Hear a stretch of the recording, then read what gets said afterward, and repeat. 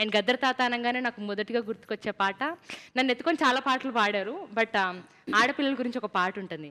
తెచ్చి పెడితే తిని కూసుంటావు, తిన్నది ఎరగక పంటానంటావు బావో, ముద్దుల బావో, ఒక్క ప్రశ్నడుగు చెప్పుతావ బావా, సిన్ని ప్రశ్నడుగు చెప్పుతావ బావా. ఈ పాట ఒకటి.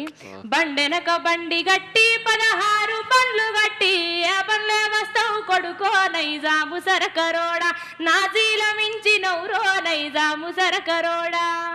ఈ పాటలు అంటే నాకు చాలా ఇష్టం గద్దర్ తాత నుంచి వస్తే. గద్దర్ తాత ఈ జోన్ అంతా అంటే తెలంగాణ మట్టి సింగర్స్ కానివ్వండి, ఆంధ్ర నుంచి ఉన్న మట్టి సింగర్స్ని చాలా తక్కువ రేర్ కేసెస్లో అడుగుతుంటారు చాలామంది. బట్ సార్ నాకు ఫస్ట్ కాల్లోనే అడిగింది ఏంటంటే, ఇట్లా జెన్యూన్గా జానపదాలు పాడేవాళ్ళు కావాలి, జెన్యూన్గా తెలంగాణ కల్చర్ కానివ్వండి, ఆంధ్ర కల్చర్ని ఇలా పట్టుకొని తిరిగే వాళ్ళు కావాలి అని చెప్పారు.